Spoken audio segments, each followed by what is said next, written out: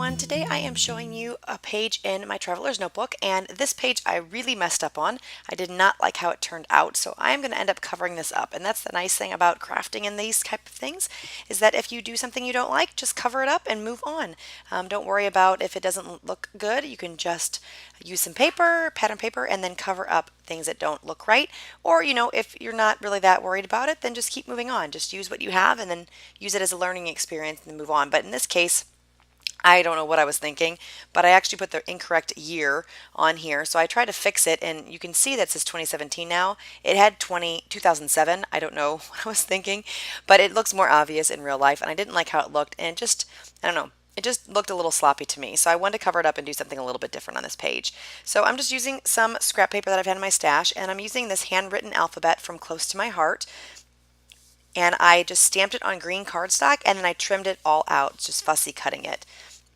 And I use my VersaFine ink. I find that that ink is a really crisp ink that works really well with acrylic or the photopolymer stamp. So I highly recommend the Versamark ink.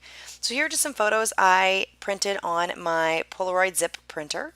And I'm just choosing which ones I'm going to put on this title page. So I have a part one for this page and another part two. I'm going to make 4 pages altogether, I guess, and it's for the Girl Scout trip that my daughter went on in May. So it was a little camping adventure, and I wanted to document that in my traveler's notebook. So I'm just going to mount these photos on some of this darker color cardstock just to give some contrast between the background green and that busier paper that I put in the middle spine. And then I like how this is going to look because it just kind of pops them off the page. The zip photo printer is really nice because it does have a sticky back paper that comes with it, or that you use with it, and so that makes it really easy when you're on the go and things like that. So I apologize for all this shadowing here. It's going to be on the page for a little bit, and then I'm going to end up waiting a little bit before I finish the page so that I can get that shadowing or all that really intense sunlight to go away. So you're going to see it for a little bit, but I will wait a little bit and you'll see where the sun's not in the way. So now I'm just figuring out what pictures I want to use on this side, and I'm trying to decide if I want to keep it like this way or if I want to flip the book around to the other direction. And I do ultimately end up flipping it around. I just didn't like how it was turning out by having it the other direction, so I flipped it here. And now I'm just figuring out what kind of background paper I can use to pop these off the page. So I did finally mount them on the same color cardstock as I did, or the same pattern paper as I did on the photos on the left. And I'm just going to be gluing those down.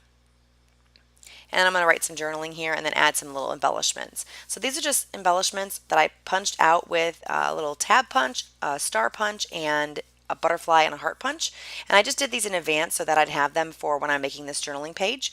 And I'm also participating in the Paper Issues Traveler's Notebook little prompt series that they have on their Facebook page, and one of their prompts was to use ephemera in your books. So this is a little bracelet that my daughter got at camp. So all the adults, or not adults, the cadet girls made bracelets and put them on them while they were sleeping at night. So I thought this was a great thing to be putting in my album as a little remembrance of that time. And so I'm just using some twine, and I tied the twine all the way around the spine, and then I'm just securing it in by adding several knots, and now it kind of looks like a bookmark or just some kind of dangly thing outside of my book. And I thought that was a perfect way to add that ephemera because I had that bracelet and you can't really smash it in a pocket page or anything like that because it's quite bulky, and I thought this was a good way to use that and still get that memory in instead of just tossing it out. So I have this star here, and I thought it looked a little blended into the page, so I am taking some of this darker cardstock that I mounted my photos on, and I'm also going to be adding it to the back of the star, again just to pop that off the page a bit. And I'm going to add it as a little cluster of embellishments up to the top or bottom right of my photo here. You'll see me moving it over there in a second. I'm just kind of auditioning it around the page, but I ultimately put it kind of right underneath my picture there, right there. And I'm going to trim off a little bit of the edge that hangs off.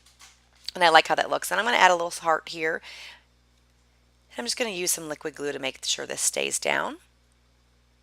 And I think I'm going to come back here in a little bit and I'm going to outline all these shapes. I believe, because they were looking a little bit blended into the page. So now I'm just going to add my journaling in after I add some washi tape, and I just tucking some washi tape in different places just to give it a little bit more texture and dimension. I thought it was looking a little flat, plus I have so much washi tape in my stash I need to get it out and use it. So I thought this color looked nice on here, and again, it just gave some more texture and dimension to the page instead of looking kind of, flat and boring. I wanted to add a little bit of sneaky peeks of washi here and there. So I'm just going to stick that in, and I like tearing the washi too. I got that tip from Missy Whidden, and I really like how that makes the washi tape blend in the page a bit more. I think sometimes when you have the straight edge of the washi, it looks a little, I don't know, too square or too, like it's laying on the page. I think when you tear the washi, it just kind of helps it to blend into the page a bit better. It doesn't look as, I don't know, as contrived, I guess. I'm not sure. So I'm just adding this pen, and like I said, I'm just going to outline the pictures and outline some of these shapes just to pop them off the page a bit more. And this is just a Pilot G2 pen. It's a gel pen, and I really like how it flows on, the ink flows on this page because of the way the paper is made. And that is basically what the page is going to look like. And I think I'm going to come back here. Oh, no, I didn't. I thought I outlined the images.